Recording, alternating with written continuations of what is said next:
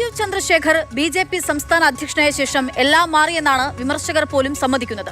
തൃശൂരിൽ യോഗം ചേർന്നപ്പോൾ 3 പേരുടെ അസാന്നിധ്യം ഇന്ന് ശ്രദ്ധേയമായി. യോഗത്തിന് മുൻ പ്രസിഡന്റായിട്ടുള്ള കെ സുരേന്ദ്രൻ, വി മുരളീധരൻ, സി.കെ. പത്മനാഭൻ ഇവർ 3 പേരും ഉണ്ടായില്ല. എന്താകും കാരണം? സംസ്ഥാന നേതൃയോഗത്തെ ഗ്രൂപ്പ് യോഗമാക്കി മാറ്റിയെന്നാണ് മുരളീധര വിഭാഗത്തിന്റെ ആരോപണം. എം.എസ്. ലിഷോയ് തൃശൂരിൽ നിന്നും ചേരുകയാണ്. ലിഷോയ്, അതായത് മാറുന്നു ബി.ജെ.പി. എന്നൊക്കെയുള്ളതാണ് രാജീവ് ചന്ദ്രശേഖർ വന്നപ്പോൾ പറഞ്ഞത്. ഇന്നിപ്പോൾ ഇങ്ങനെയാണെങ്കിൽ തൃശ്ശൂരിൽ വീണ്ടും, അതായത് ബി.ജെ.പിയിൽ വീണ്ടും ഗ്രൂപ്പ് പോര് സജീവമാവുകയാണോ? നടന്നത് ഗ്രൂപ്പ് യോഗമാണോ? എന്തുകൊണ്ടാണ് ഇവരുടെ അസാന്നിധ്യം? എന്തൊക്കെയാണ് യോഗത്തിൽ ചർച്ചയായത്?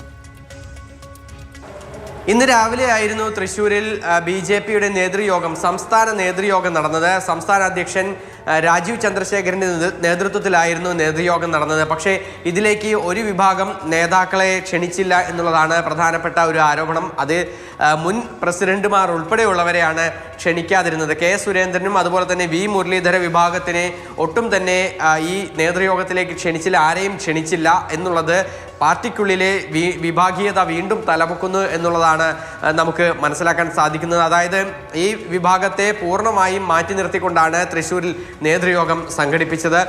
ഇതിൽ ഈ ഒരു ഇടവേളയ്ക്ക് ശേഷം വീണ്ടും ബി.ജെ.പിക്കുള്ളിൽ ഈ നേതൃത്വത്തിൽ വീണ്ടും വിഭാഗീയമായ പ്രവർത്തനങ്ങൾ ആരംഭിച്ചിട്ടുണ്ട് എന്നുള്ളതാണ് ഒരു വിഭാഗം ആളുകൾ പറയുന്നത്. പ്രത്യേകിച്ചും മുരളീധര വിഭാഗത്തിൽ ഈ നേതൃയോഗം നടത്തിയതിൽ, ഇത്തരത്തിൽ ആരെയും ക്ഷണിക്കാതെ നേതൃയോഗം നടത്തിയതിൽ കടുത്ത അമർഷമാണ് ഉള്ളത്.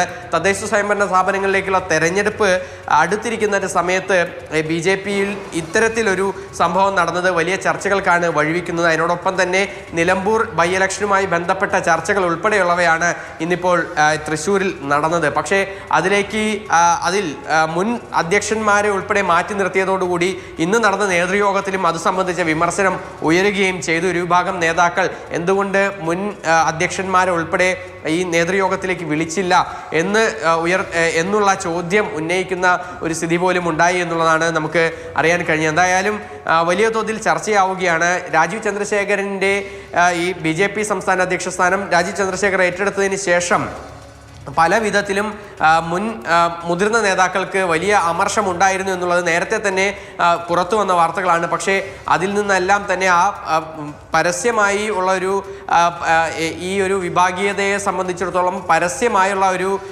പോരിലേക്ക് ഒരുപക്ഷെ ഇത് കടന്നേക്കാം എന്നുള്ള ഒരു കാര്യങ്ങളും കൂടിയാണ് ഇപ്പോൾ മനസ്സിലാക്കാൻ സാധിക്കുന്നത്. എന്തായാലും വലിയ വിവാദത്തിലേക്ക് അടുത്ത ദിവസങ്ങളിൽ അല്ലെങ്കിൽ ചർച്ചകളിലേക്ക് ഈ സംഭവം വഴിവെക്കുമെന്ന് തന്നെയാണ് നമുക്ക് അറിയാൻ കഴിഞ്ഞത്.